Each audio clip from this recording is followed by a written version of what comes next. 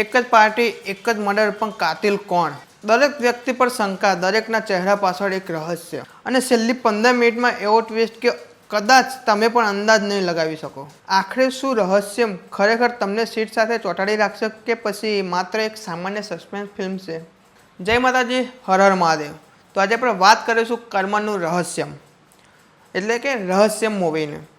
તો એ મૂવી કેવી છે કેવી નહીં એના ઉપર આજે આપણે ચર્ચા કરીશું, અને જોવાલાયક છે કે નહીં એની પણ આજે વાત કરીશું. તો એન્ડ સુધી જોજો. આ મૂવીની શરૂઆત એક ખુશીના પ્રસંગથી થતી હોય છે અને બધા લોકો ઉજવણી કરતા હોય છે, પણ અચાનક એક હત્યા થાય છે અને ત્યાંથી શરૂઆત થાય છે સાચા ગુનેગારને શોધવાની રમત. અને આ મૂવીમાં દરેક પાત્ર કંઈકનું કંઈક છુપાવતું હોય એવું લાગે છે, અને દરેક પાસે કારણ પણ હોય છે, અને દરેક પર શંકા પણ જાય છે. આ મૂવી તમને વિચારવામાં મજબૂર કરી નાખશે કે આ મૂવીમાં કાતિલ કોણ છે. આ મૂવીની સૌથી સારી વાત એ છે કે મૂવી સ્ટાર્ટિંગથી સસ્પેન્સને પકડી રાખે છે અને ધીમે ધીમે આગળ વધે છે. આ મૂવીની એક્ટિંગ અને ડિરેક્શનની વાત કરીએ તો કલાકારોએ એક્ટિંગ બી જોરદાર કરી છે, અને એમનો પાત્રોને જે રીતે એમને ન્યાય આપે છે, એટલે કે એમને પકડી રાખ્યો છે એમના પાત્રોને, એ તમને ઇન્ટરવલ પછી બી એમ એવું સસ્પેન્સ પકડી રાખે છે કે તમને એવું ના થાય કે ભાઈ અડધોથી જોઈ નીકળી જઈએ.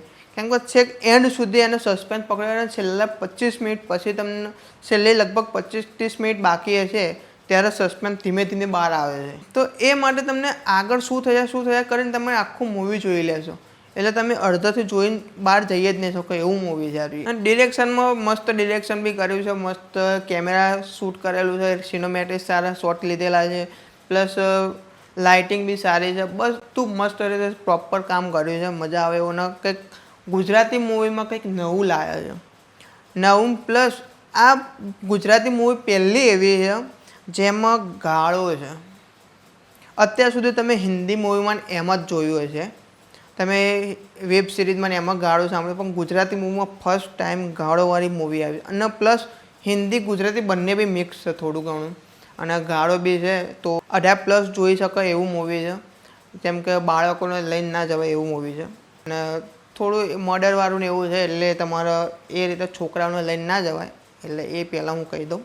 ઓવરઓલ મને મૂવી બહુ સરસ લાગ્યું, અને કંઈક અલગ કોન્સેપ્ટ લાગ્યો, કેમ કે ભાઈ ફર્સ્ટ ટાઈમ આવું મૂવી કોઈએ સાહસ કર્યું છે. પ્લસ કંઈક એવું બી મેં સાંભળ્યું છે કે આ મૂવીમાં લગભગ સબસિડી કે એવું નહીં મળે, કેમ કે ગાળોવાળું ને એવું છે. તો અમુક નિયમો પ્રમાણે એ મૂવી જેમને આ ટાઈપનું મૂવી બનાવ્યું એમને સરકાર તરફથી કંઈ બી મળતું નથી એ સબસિડી કે એવું. એટલે આ એમનો સાહસ કહેવાય એક જાતનું. તો સારું સાહસ કર્યું છે ગુજરાતી મૂવીમાં. અને મૂવીમાં સસ્પેન્સ, થ્રિલર, એટલે સારું એવું મિક્સ બધું, એનું મ્યુઝિક ને બધું સારું એવું સેટ થાય છે, કમ્પ્લીટ બનાવ્યું છે, જોરદાર કામ કર્યું છે. પ્લસ આ મૂવીમાં ખાલી મારા તરફથી થોડુંક એક વીક લાગી, જે થોડું સ્લો લાગ્યું હોય ને એવું મને લાગ્યું, થોડું સ્લો. પ્લસ અમુક કલાકારોને થોડી વધારે સ્ક્રીન આપી હોય તો સારું, મજા આવત જોવાની, તો વધારે સારું લાગત. પણ બનાવ્યું છે સારું, એવું નથી કે તો ખરાબ બન્યું છે, સારું જ બન્યું છે મૂવી. થ્રિલર એટલે આ ટાઈપના મૂવી બનાવો એટલે બહુ અઘરું કામકાજ છે ભાઈ, કેમ કે અત્યાર સુધી તમે સાઉથના મૂવી ને બોલિવૂડમાં જો કે આટલા બધા આવ્યા જ નથી, સાઉથના જ આવ્યા છે મોસ્ટલી. તો ગુજરાતી મૂવીમાં આટલા સારા સારા કન્ટેન્ટ હવે ધીમે ધીમે બધું બહાર નીકળે છે, તો પ્લીઝ ગુજરાતી મૂવીને સપોર્ટ કરો, મજા આવશે. હવે આગળ જતાં હજુ બહુ જ આગળ કંઈકનું બધું નવું બહુ જ આવ્યું છે, તો પ્લીઝ ગુજરાતી મૂવીને સપોર્ટ કરો. હમણાં એક બીજું બી એના આગળ એક મૂવી આવ્યું કડકનાથ કરીને, જે એ બી જોરદાર મૂવી છે. એનું મારે રિવ્યૂ રહી ગયું છે, પણ એ આખું મૂવી જોવા નહીં જવાયું, કેમ કે મેં થોડી વાતો સાંભળી, જોવા જવાનો ટાઈમ મળ્યો નહીં, અને મારી બાજુમાં શો જ નથી બોલો. તો ભાઈ આ બી થોડું ધ્યાન રાખો, ગુજરાતી મૂવીના શો બહુ ઓછા હોય છે, એનું કારણ બી શોધો, અમુક એ કંઈક કરો તો મજા આવશે.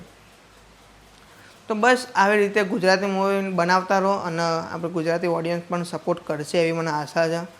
તો બસ આ વિડીયો ગમે હોય તો લાઈક કરો, શેર કરો, અને કોમેન્ટ કરો, અને ખાસ કરીને ચેનલને સબસ્ક્રાઈબ કરી નાખો. મજા આવશે આગળ બધા વિડીયો જોવાની, તો પ્લીઝ સબસ્ક્રાઈબ કરો. મળીએ બીજા વિડીયોમાં. જય માતાજી, હર હર મહાદેવ.